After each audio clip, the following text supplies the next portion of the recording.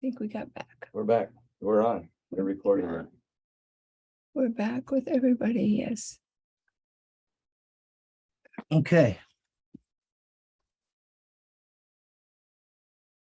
We're back Okay. with Good job. everybody. Now plug this in. And we'll be ready. Hello. Hello, Sister Heidi.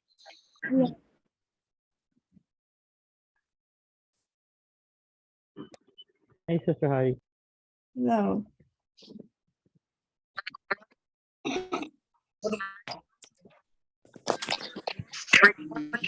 All right, guys. Hang on 1 second here. You guys on mute. Got a mute button on this thing, right? Okay. Stop it. Oh, turn it. All right, guys, we're recording, so here we go. And people are joining like crazy. Mike from around the world is with us. Mike, how you doing tonight? God bless you, basketball. Busy night. Can't put Never it less there, I drawn, can't Jay. plant them.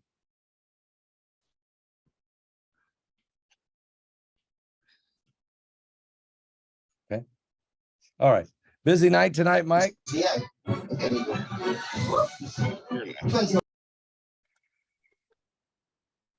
All right, Mike. There's we're live on Patreon as well as which is through Zoom, right? It's through Zoom. And then this gets posted to Patreon. So if you guys keep your mic muted, it'd be great. And, all right. So Mike, you sent a very interesting email. And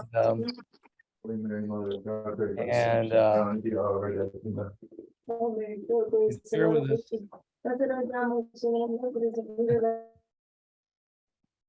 If you want to share with us what it was you said, and so we're calling this the global countdown.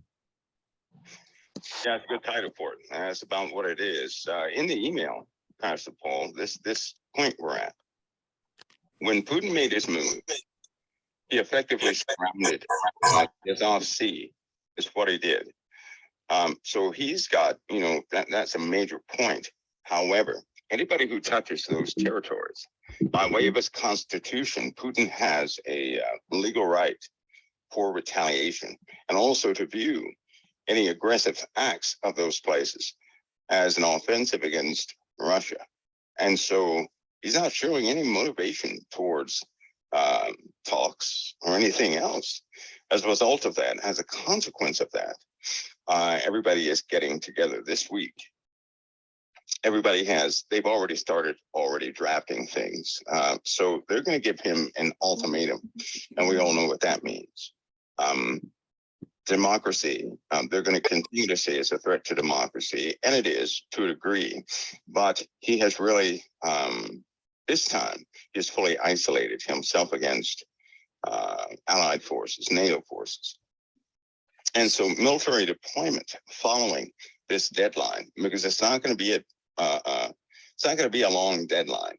This week, in fact, in the next, I'd say about 4 to 7 days, they're going to have some talks at the UN, but they're also going to have some talks in the USA.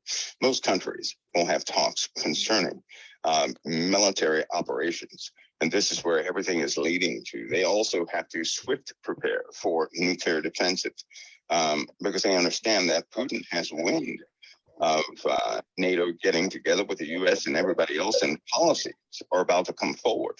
These policies will be deadly serious. This countdown is going to be an ultimatum. Either he's going to fold or they're going to step in with some military might. And the coordinative efforts are taking place right now.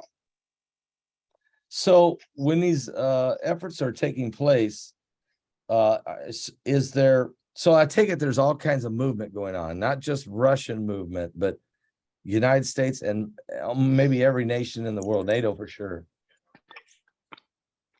That's right. And so what they're getting ready for, Pascal, they understand that because listen, Putin was only going to do what he did with these 4 provinces if he was about to use some large scale weapons, right? Right. That way, by way of his constitution, and by international law, of course, they have a seat at the UN. Even by that law, they can absolutely retaliate with a given force that would obliterate. Well, we know where that's going. It's going nuclear. He's not playing concerning this nuclear topic, and the West now knows it. It is a very serious matter. It's no longer talking points. It's not some threatening posturing. This has actually snapped quite a few people into a defensive and tactical mode. And so within the next, when they draw up this framework, and it's only going to take about a max of I say somewhere between 4 to 8 days, they're going to present it. They're going to present this framework internationally. If he does not comply with it, he's going to be given a short amount of time to comply. Who's drafting this plan? They're going to offer it to Putin, you're saying? Well, they're going to give him an ultimatum. Here it is: give back those territories, right? Right. Give back the territories or face the military consequences. In the meanwhile, they're drawing up this paperwork. It's going to turn from diplomatic efforts to protect democracy into actions of force. Now, Putin is going to get wind of this, and he's going to begin to strategically move his forces in a position likewise, like what's happening already. So anybody who does anything in these regions, he has just claimed north of, because they go up north of Crimea surrounding the Azov Sea. So anybody who touches those areas, which you're doing right now, by way of his constitution, he has a right to strike them with equal force. Now, he's lost quite a bit out there, right? Right. The sum of what he has lost, he can retaliate by. That's a whole lot. In other words, because they made it international news, what they have destroyed and who they have killed and all these stories. Right. He can legally respond with equal force upon that nation to what they have already applied. Now we know what that means, right? You can't do that with a few major bombs. You have to do that with, that's going to go tactical nuclear very quickly. As a consequence of that, Germany, they have their troops in deployment orders drawn up. People are being notified that they could be deployed in a very short, with a very short notice. And so they have to be prepped for that, for defense of Europe, of course, and our allies in that region. But when this ultimatum comes out, they're going to give him a number of days to comply, to get that land back. Now, everybody in their right mind understands that Putin is likely not going to do that. He's not going to give the Ukraine back, right? He's not going to stop his pursuits of trying to get this. And so we know what that's going to turn into, which is why they're going to extensively draw up tactical planning. They're looking at this situation right now through very different eyes. And many people will find out the policies that are coming forward. So they're going to draw up the plans in about a week or so. They're going to put this ultimatum on the floor, or put this ultimatum on the desk of Putin to say, you got to give back that 4 areas that you just annexed, which is about 15% of the Ukrainian landmass. And plus the Ukraine. Yeah. Yeah. Yeah. I mean, you mean Crimea? Well, he's settled himself in some disputed places. He also has to get that up. Plus, because of Ukraine, you see what they did the other day. They signed the paperwork. They're becoming part of NATO. They submitted that again. So it's a countdown will begin within 4 to 8 days, and that countdown is going to be very short. And so they're saying to him, you got to give back these 4 regions that you just annexed. We're not going to have that. It was not a true annex. It was a gun to the people's head, a rigged deal. And you're trying to convince the world that you just annexed these because they wanted to be annexed. And he's going to, so you're saying they'll give him this ultimatum. He will then have a few days to respond. And he's either got to give it back or else. And that or else is what? Will there be a preemptive strike on Putin by NATO? Likely. likely. I would say likely. And It's what very kind of a strike would that be? Would it be tactical Well, nuke? again, here's a real scenario. If certain lines are crossed with Russia, right? If this is forced, he's not going to hesitate to use nuclear armaments. In fact, keep in mind that Russia is our cyber warfare enemy of the deep state, not to mention some other platforms out there. So he has a very long reach. Hang on, folks. I just lost Mike from around the world. That means let's wait for Mike to call right back because I'm sure he's hitting some hot buttons. And this is why we're doing this on Patreon. So hang on 1 minute. We'll get Mike back on here. I'm sure when he realizes he's not on here. And he's trying to operate off a secured line, but I don't care how secured it is. Mike they listen to what he's saying, of course, and he's allowed to say certain things, but he's also got into areas now. He has not come back. So give me 1 second here. I see there's 300 of you in here right now. That's all the seats we had. So you guys are the blessed ones, but this is being recorded, so it will be uploaded for the rest of the folks. Here we go. Mike, are you back? I am back, fastball. I totally 100% lost you. Yes. It was kind of weird. It was kind of abrupt, but see if you can pick up where you left off there. The ultimatum, and I ask you, would we do, or would NATO do a preemptive strike? And if so, at what measure would that be? Chances are Putin, right? Given his mindset, and he's already right now, he's been deep into cyber warfare with several countries ongoing. So he has intel of his own, and he already stated to some of his closest individuals that he would absolutely die first, right? He's willing to die and sacrifice as many as necessary to fight this democracy that's in, this, what do you call it? This modern day democracy. Yeah. Right. So he would rather die first. And he meant that. And the people around him, some of the people around him, some of the folks that know him very well, they say he is prepared to die and to put at risk much for the sake of fighting democracy or destroying it as it is today. And what that really means is an absolute assault against NATO or allied nations. So what we're saying now, if they drop this framework, we could very well see some type of preemptive attack from Russia before the ultimatum is given. And this is of great concern. Either way, it looks like to quite a few people that this will turn into a tactical situation with the military. That's the way it looks. And we're looking, you're only looking at a 4 to 8 day window before that ultimatum is given. And it will move swiftly. One of the words that was used was that it will be swift. It'll be without, and that's probably why they had preparations beginning last week. It's probably why a couple of days ago they went ahead and began they're putting troop charts together, running over the numbers, seeing how many casualties would be where, going through simulations of what could they actually do and what can't they do, right? They're pulling out all the stops. They have to see this from all different angles, and it's not working by way of talks. So, okay, so yes, they're running every possible scenario and every possible attack point anywhere within NATO countries. And what Putin may do. I mean, Putin may do a tactical nuke strike on Ukraine, just Ukraine itself. And he's trying to, I heard him say the other day that the United States has opened this can of worms in 1945 when we dropped the atom bomb on the 2 cities in Japan.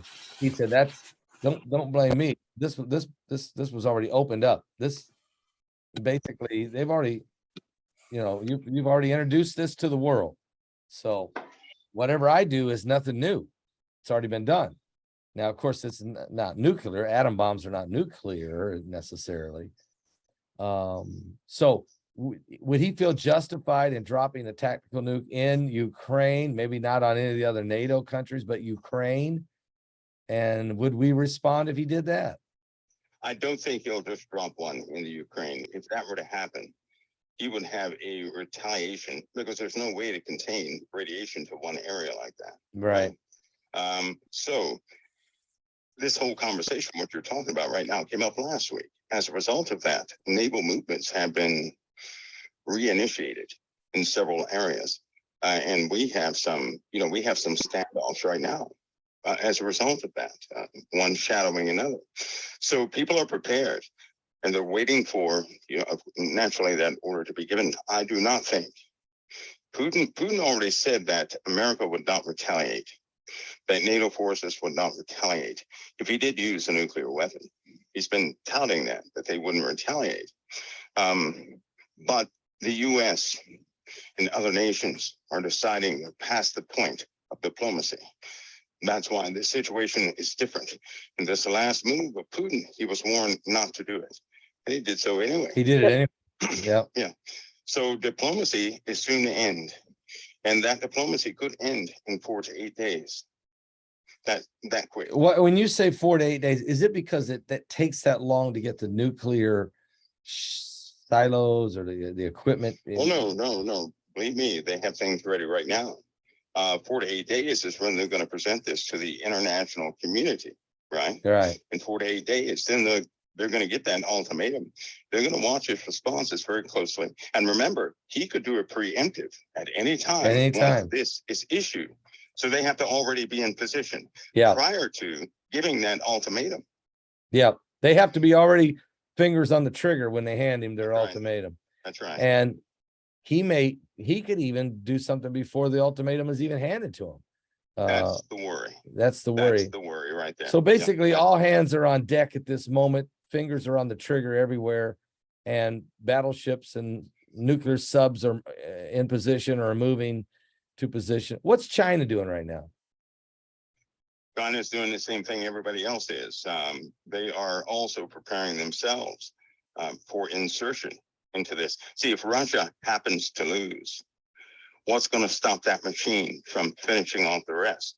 This is in China's mind. Yeah. That if Russia falls, they're going after everybody who could potentially rise just like Russia, right? Right. So this is a very different situation. At no time since World War II have the Allied nations ever come together this strongly, coordinating on all levels of military personnel availability, tactical planning, networking, you name it. They've not come together like this.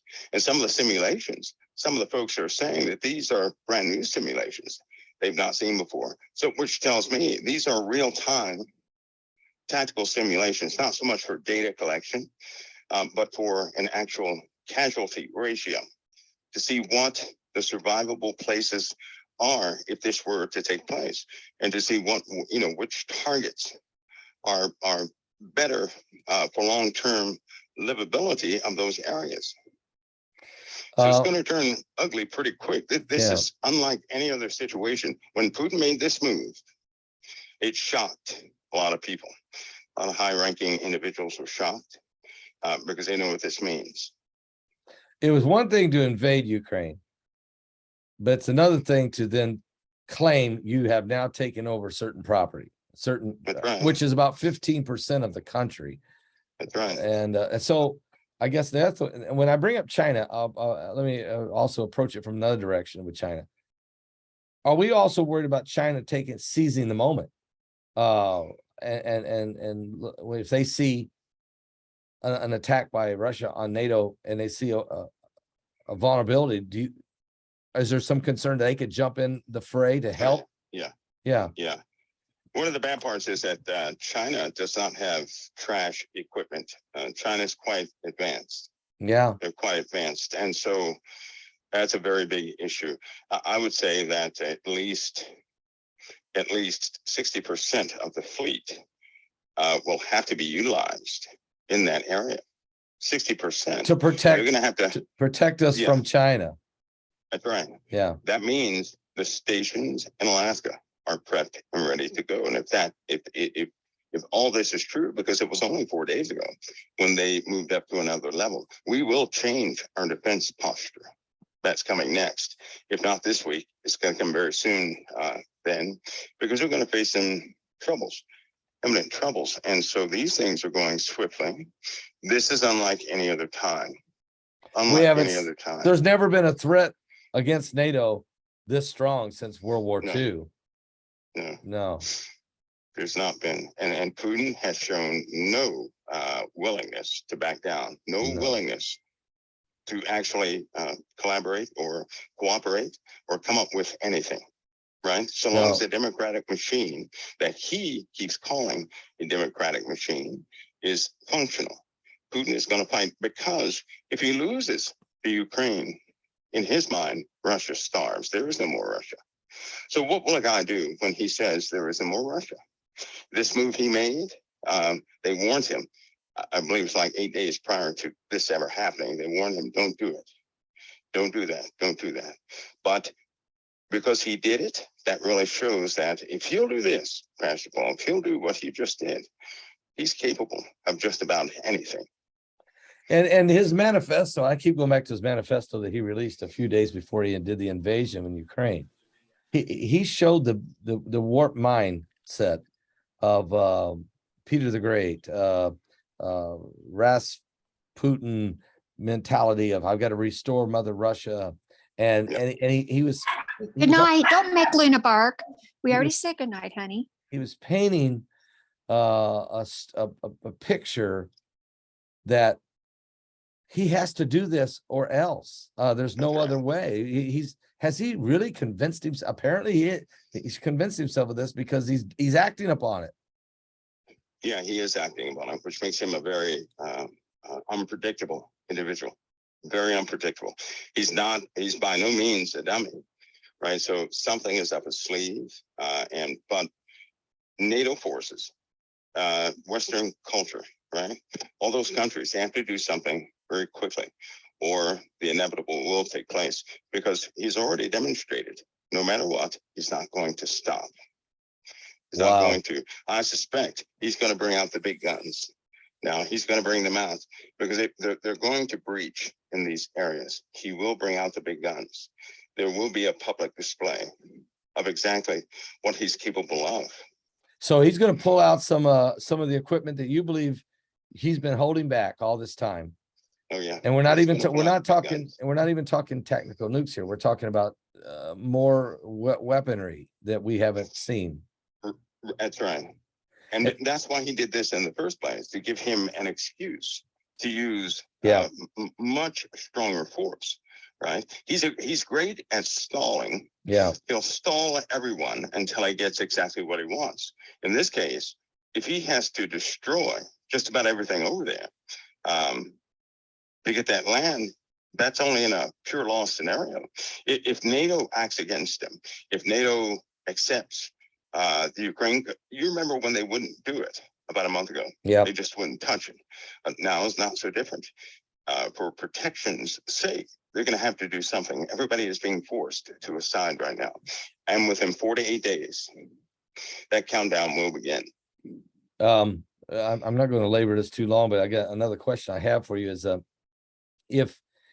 as we see this developing, I had a dream. And I've shared that dream. I showed you, and I remember it was almost a year ago when I saw the uniforms. There were new uniforms that were issued to U.S. and NATO forces that were somehow resistant to chemical, maybe radiation. I'm not sure what all they were resistant to. And also, I seen the dread. There was dread on it was in the Pentagon, and it was the dread on the faces of the men and women in there that Putin had pulled out weapons, that he was going to use the dreaded weapons, and they were like the blood had ran out of their body, out of their face. And that was been about a year ago, Mike, and this is before he even invaded. And I think you remember that. I showed the little pictures and drawings. Are we getting ready to, I guess there must be weapons of great dread. They're not even nuclear. Maybe they're worse than nuclear. I don't know. Yeah, you know what's worse than nuclear weapons? That's chemical biological. weapons. yeah, If he launches for example, if he launches one of the new distribution, here's a new distribution system for nerve agent. If he launches that in the northern hemisphere, it's only going to be about 15 days until the entire northern hemisphere is affected by some sort of a neurograde toxin, which will really be, that's bad stuff, right?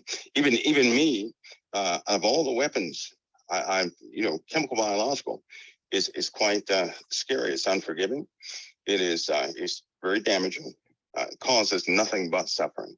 And China and Russia, right? China, Russia, and North Korea, they have most of them. They do. They have most of those chemical stockpiles, chemical weapons, chemical biological weapons. So Putin is a lot in that area. And if he decides to launch one, right? Which, you know what, the how it is right now where he stands, he would, I wouldn't be surprised if he has not already utilized some delayed biological agent. But he will pull out the big guns. He will. yeah. So these next 4 to 8 days, and you use those two terms because apparently there's something already in the works, and maybe there's a two-phase. It sounds like maybe there's 2 ultimatums. There's one coming in 4 days and another one in 8. I don't know if that's possible, or is this maybe just that's kind of the positioning of the military positioning of globally, but it's a 4 to 8 day window. Yeah, that's in 4 to 8 days, the world will know that some sort of ultimatum was given to President Putin. Now, they're going to tell everybody their timeline. Of course, it's going to be a lot shorter than what they give. It's not going to be long at all when they announce it. They're talking over the numbers. They were talking over the numbers as of Friday. And so they're going to go ahead with this. They're going forth with this plan. So things right now, militarily, are changing so drastically that this coming week coming up, I just wouldn't be surprised if people absolutely act differently from what they're about to hear. The populace is supporting NATO right now. The populace is. Nobody's supporting, hardly anybody's supporting Putin, and that's what they needed. They needed public support, because if they go ahead with military movements, most of which has to be approved by Congress, they need public support. They have it. They're not going to waste it. They have it. They've got it. They know they got it. And not only does the United States have popular support, all of Europe has NATO's back. Yeah. So Putin can feel that his propaganda war against the West has failed. And he is the odd man out, and he's the caged animal in the corner. And now the question is, what is he going to do about it? And boy, it's the kind of situation now that he is so erratic, he's so radical and so unpredictable that he's a danger every time, every breath he breathes. He's dangerous to the world at this point. Yeah, and his good friends, they keep telling people he'll die first. He'll risk himself and everybody else for his ideology. I doubt he has anybody. I doubt they can get anybody close enough in there that could remove him. He's got a very small circle of trusted advisors, I think, at this point. Yeah, he's protected, and he's protected from the air also. But he will, it's just sad to say, this week, we could see at the end of this week, we could see Putin this week or the early next week, we could see him pull out all the stops.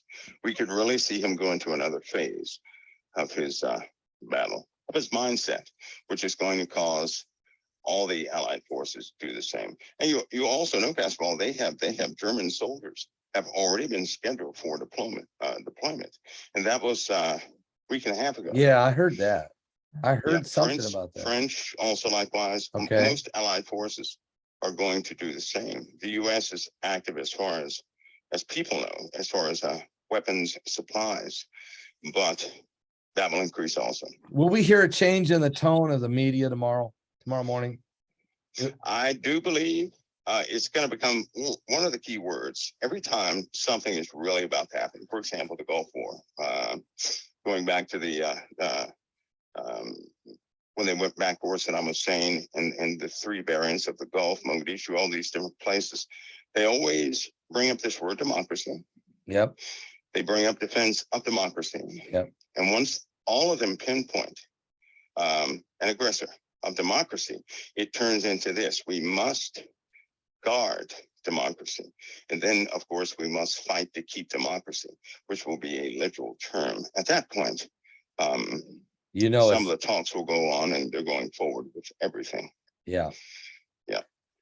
Mike, I really appreciate you coming on here tonight, sharing this with us. And wow, it's going to be a very interesting week. We will stay close contact with you, and a lot of prayers going up. A lot of prayers going up for the world. Really, we're talking the world.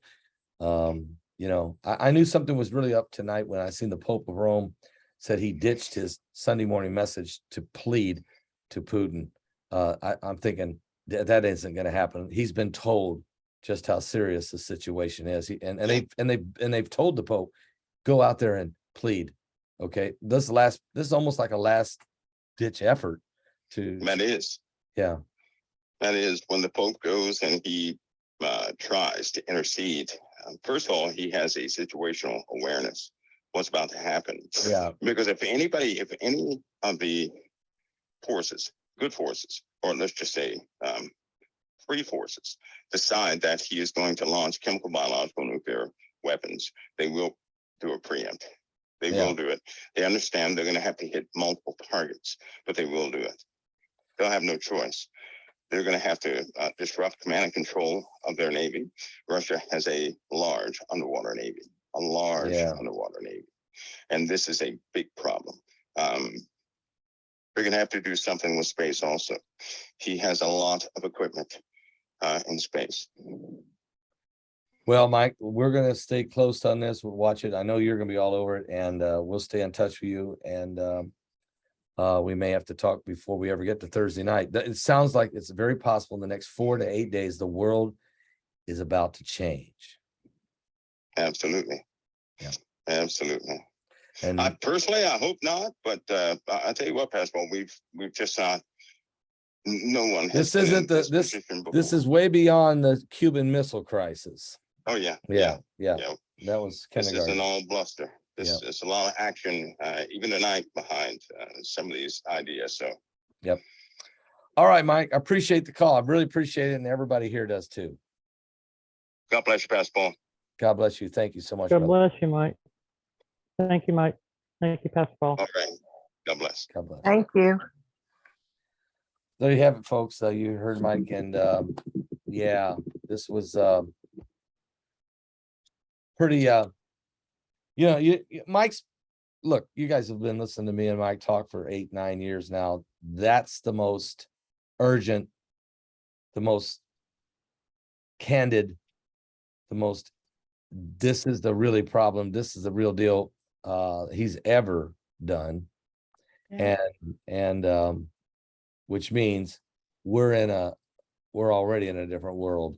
Okay, but we're in the world that the Bible told us was coming. You know, and when I shared that with you guys in the start tonight's broadcast earlier, the sixth trumpet war. You read about it. Something drastic has to happen to kill a third of the world, and hopefully that's not what we're getting ready to experience. But the potential for that to happen is real. Let's just pray it doesn't at this time. But we're in a real world situation. So, and with that, I'm going to let you guys. What's that? Poseidon can generate a radioactive tsunami that can wipe out metropolitan areas such as New York or Los Angeles. It said that they're testing it. The Russians are testing that. Poseidon. That's what their Belgrade. Yeah. Belgrade. Yes. And so it's called the Poseidon. Not good. Not good. Pastor Paul? Yes. I was just thinking the Bible says when we see these things begin to happen, lift up our head, look up, for redemption draws nigh. God bless everyone. I'm so glad you threw that one out there because we needed that one. Amen to that. Amen. Amen. All right, guys. Good night, everybody. All right, God bless. Good night. God bless everyone. Night. God bless. Shalom. Shalom, shalom, Shalom. shalom. Good night and God bless.